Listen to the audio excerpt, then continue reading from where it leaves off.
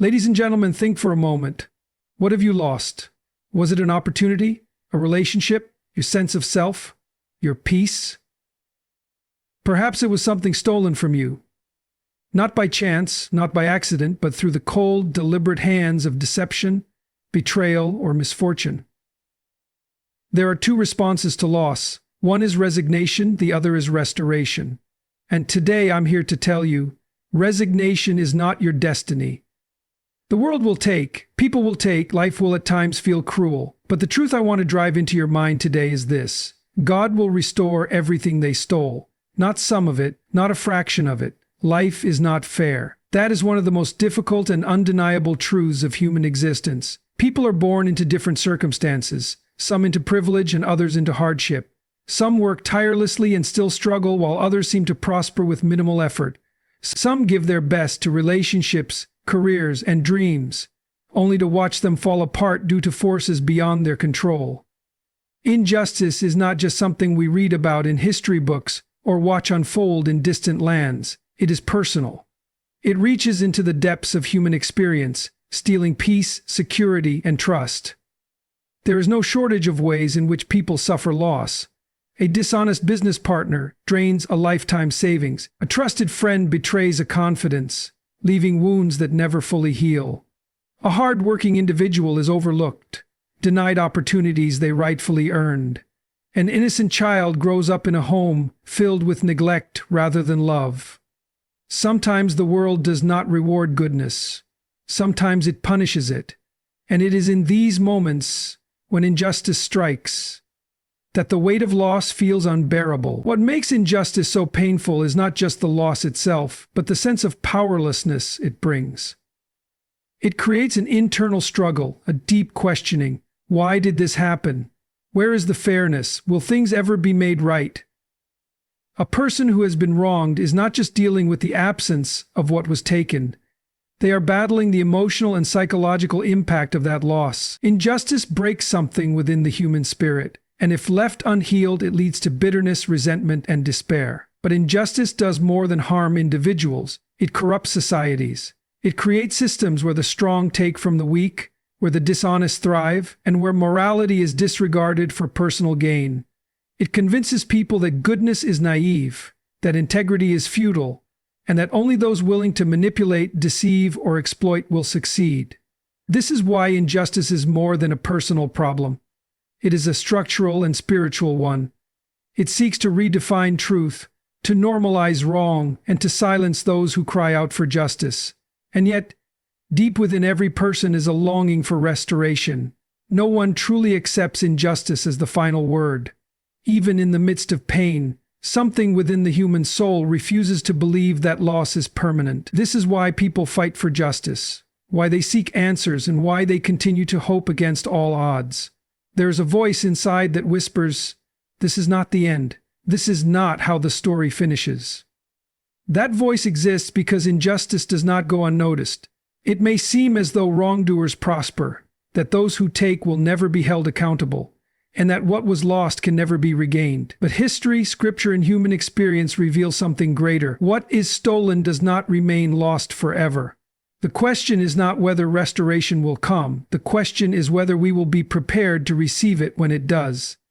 When something is stolen from a person, the impact extends far beyond the physical loss. The damage is not just external, it is internal.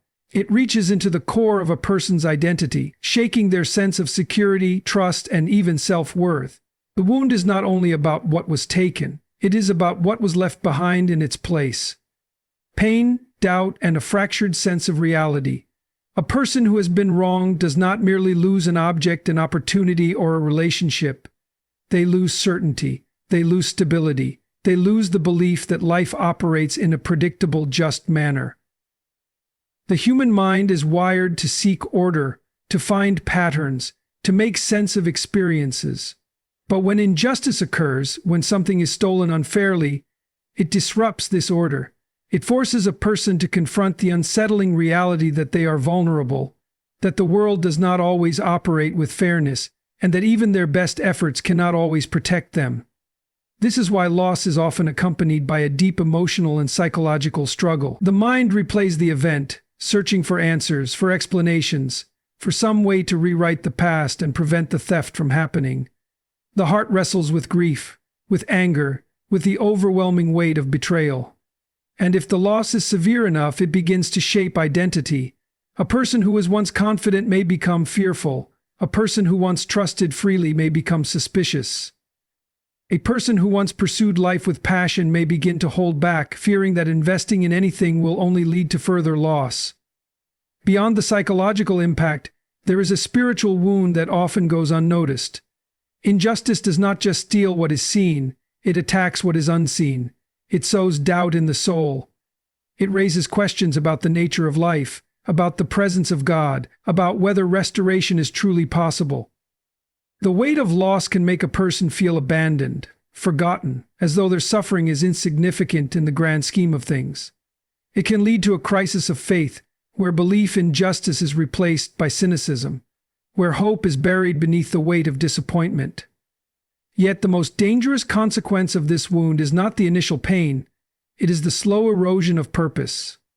Many people walk through life carrying wounds from past injustices, but rather than seeking healing, they adjust.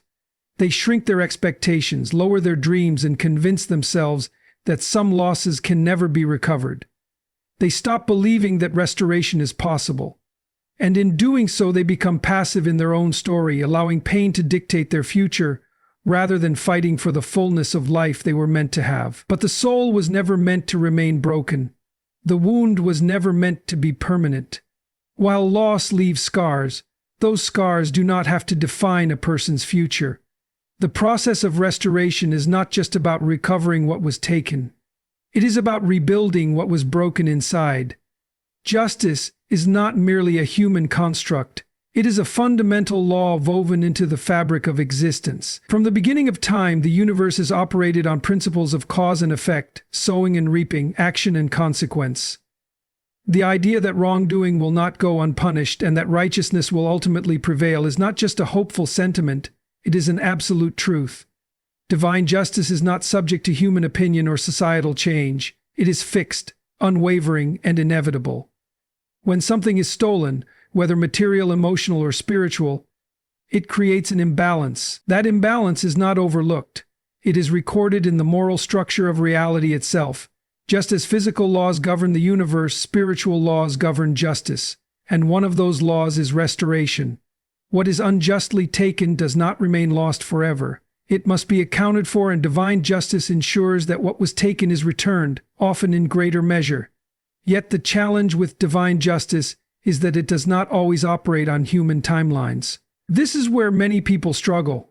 They see injustice, they feel the pain of loss, and when restoration does not come immediately, they assume it never will. They begin to believe that some wounds will never heal, that some thieves will never pay, and that some losses will never be recovered. But justice is not a matter of if, it is only a matter of when. The delay of justice is not the absence of justice. The process of restoration is often hidden, unfolding behind the scenes, preparing the way for a return that is greater than the original loss. The greatest mistake a person can make in the face of injustice is to assume that God is indifferent. He is not. He is neither blind to suffering nor neutral in the battle between right and wrong. All throughout history, divine justice has been demonstrated with undeniable clarity. The oppressed have been lifted up, the betrayed have been vindicated, and those who suffered loss have seen restoration. The Israelites, after years of slavery, did not just walk free, they left Egypt carrying the wealth of their oppressors. Job, after losing everything, was not merely restored. He was given twice what he had before. Joseph, thrown into a pit and sold into slavery, did not just survive, he was elevated to a position of power that exceeded anything he could have imagined. This is the nature of divine justice. It does not merely return what was lost, it multiplies it. It does not just restore, it elevates. And it does not operate based on human strength or strategy, but on an eternal law that cannot be undone. The challenge is to trust that justice is unfolding even when it is not immediately visible. The pain of loss can make a person doubt, but the truth remains. God does not allow injustice to go unanswered. What was stolen will be returned, and when it is, it will be greater than before. Restoration is not a passive event. It is not something that simply happens while a person sits back and waits. While divine justice ensures that what was stolen must be restored, there is a human responsibility in that process. Many people assume that because restoration is a promise, it requires no action on their part. They wait for things to change, for opportunities to appear, for what was lost to be placed back into their hands without effort. But this is not how restoration works. God provides the opportunity, but it is up to the individual to seize it. When something is taken, it leaves a void, and that void can either become a place of despair or a place of preparation. The difference between those who see restoration and those who remain stuck in loss is how they respond to that void. Some allow it to consume them. They replay the pain, nurture resentment, and live in the past. They define themselves by what was taken, rather than by what can be restored. Others, however, use the loss as a catalyst. They choose to grow, they learn, they build themselves in ways that ensure when restoration comes, they are ready to receive it. History and scripture are filled with examples of people who had to participate in their own restoration. When the Israelites were promised the land of Canaan, they were not simply handed the territory. They had to fight for it. They had to march, to strategize, to trust in divine instruction. Job, after losing everything, did not just sit and wait for restoration. He had to remain faithful, to endure, to hold on to his integrity despite his suffering. Even Joseph, after being betrayed and imprisoned, did not waste his years in resentment.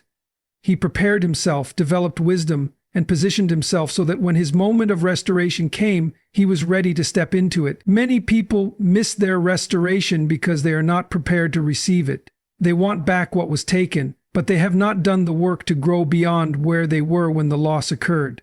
If restoration came too soon, they would not be able to sustain it. A person who has lost financial stability but refuses to develop better habits will lose whatever wealth is restored.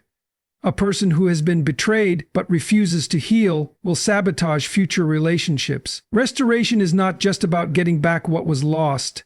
It is about being transformed in the process so that the return is sustainable and even greater than before. The key to restoration is movement. Even if the pain of loss is great, a person must refuse to stay in the place of defeat. They must step forward, even if it is one small act at a time. God restores, but He restores those who are ready. The process of loss may not have been a choice, but the response to it is. Restoration is promised, but it must be pursued. Restoration is not random. It follows a pattern that has been established throughout history and Scripture. When something is stolen, whether it be possessions, opportunities, dignity, or even time, there is a divine process by which it is restored. This process is not always immediate, and it rarely looks the way people expect. However, when examined closely, the stories of restoration reveal a consistent theme. Those who experience true restoration are not just returned to where they were before the loss, they are elevated beyond it. One of the clearest examples of this pattern is seen in the life of Job. He was a man of great wealth, integrity, and devotion, yet he suffered immense loss. His children, his possessions, and even his health were taken from him in what seemed like an unfair and unprovoked attack. Yet his story did not end in loss. Job endured, maintained his faith, and refused to curse God despite his suffering. Because he remained steadfast, his restoration was not just equal to what he had lost, it was multiplied. He was given twice as much as he had before, proving that divine restoration does not simply bring back what was stolen, it increases it. Joseph's life follows a similar pattern. Betrayed by his own brothers and sold into slavery, he lost his freedom, his home, and his status. For years, he endured hardship, false accusations, and imprisonment. From a human perspective, it seemed as though he would never recover. But the restoration that came was beyond what anyone could have imagined. Joseph was not merely freed from prison. He was elevated to the highest position in Egypt, second only to Pharaoh. The very brothers who betrayed him had to come before him in humility, proving once again that restoration often places a person in a position greater than they were before the loss. The Israelites also followed this pattern. After centuries of slavery in Egypt, they were not only set free, they were given the wealth of their oppressors as they left. Their restoration was not just about escaping bondage, but about stepping into a new identity as a nation. The same pattern repeated when they were exiled to Babylon. Though they were removed from their homeland and it seemed as though all was lost, restoration came in due time. When they returned, they rebuilt Jerusalem, and the Second Temple became a greater symbol of God's faithfulness than the first. History outside of Scripture also reflects this principle. Nations that have been devastated by war and oppression have risen to even greater strength when they have embraced the process of rebuilding.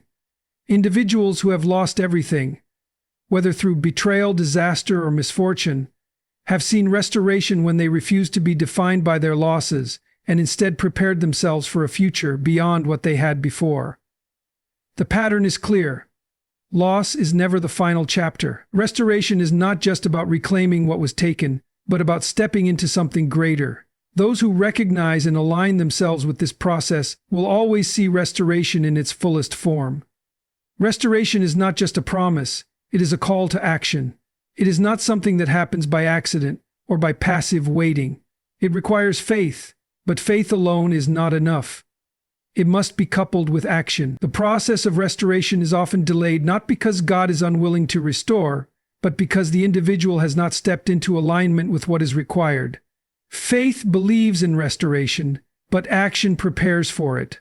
Both are necessary and both must work together. Faith is the foundation of restoration. It is the unwavering belief that what was stolen will be returned, that justice will be served, and that loss is never permanent. Without faith, people surrender to defeat. They accept loss as final, convincing themselves that what was taken can never be restored. This mindset kills restoration before it even begins. A person who has lost faith in restoration has already forfeited it. This is why the first step in standing for restoration is to reject hopelessness. It is to say, no, this is not the end. This is not how my story finishes. But faith alone is not enough. It is not enough to believe in restoration while doing nothing to prepare for it. Restoration is an active process that requires movement. The Israelites were promised the land of Canaan, but they still had to march forward, face battles, and take possession of what was theirs. David was anointed as king, but he had to endure years of preparation, hardship, and struggle before stepping into that position. In every case, restoration required participation. Those who experienced restoration did not sit idly and wait for it to come. They prepared, they acted, they moved forward despite their circumstances. One of the greatest dangers after experiencing loss is passivity. The weight of pain can be paralyzing, causing people to withdraw, to stop striving, to hesitate when they should be advancing. But restoration comes to those who refuse to remain stagnant. It comes to those who take steps, even small ones, toward rebuilding. A person who has lost finances must take action to develop new strategies for wealth. A person who has lost relationships must be willing to heal and open their heart again. A person who has lost opportunities must continue developing their skills so that when the door opens again, they are ready. Standing in faith and action also means refusing to compromise. Many people, in their desperation to regain what was lost, settle for something far less than what was meant for them. They abandon their standards, their principles, and their convictions in the belief that any restoration is better than none. But true restoration never requires compromise. It demands patience, persistence, and trust that what is coming is greater than what was lost. To stand in faith and action is to declare that loss does not define the future. It is to step forward no matter how uncertain the path may seem, knowing that restoration is not just possible, it is inevitable. Restoration is not a distant hope or an empty promise. It is a reality woven into the very structure of existence. Injustice may strike, losses may come, and the weight of betrayal or hardship may feel overwhelming, but none of these have the power to define the final outcome. What was stolen will not remain lost. What was broken will not remain shattered. There is a divine principle at work, ensuring that restoration is not only possible, but inevitable for those who stand in faith and action. History and Scripture reveal that restoration is not just about reclaiming what was taken, but about stepping into something greater. It follows a pattern. One where loss is met with multiplication, where setbacks become setups for elevation, and where those who endure are not just restored but transformed. The question is not whether justice will come, but whether we will be ready for it when it does. This is why personal responsibility is essential. Restoration does not come to those who remain passive. It requires a decision to rise, to rebuild, to trust that no loss is greater than the power of restoration. It demands that we reject despair, refuse to be paralyzed by pain, and step forward even when the path ahead seems uncertain. God does not allow injustice to go unanswered. The pain of loss may be deep, but it is never final. There is a call to stand, to believe that what was taken will be returned, to prepare for what is coming, and to refuse to let the past dictate the future. Restoration is not just about getting back what was lost.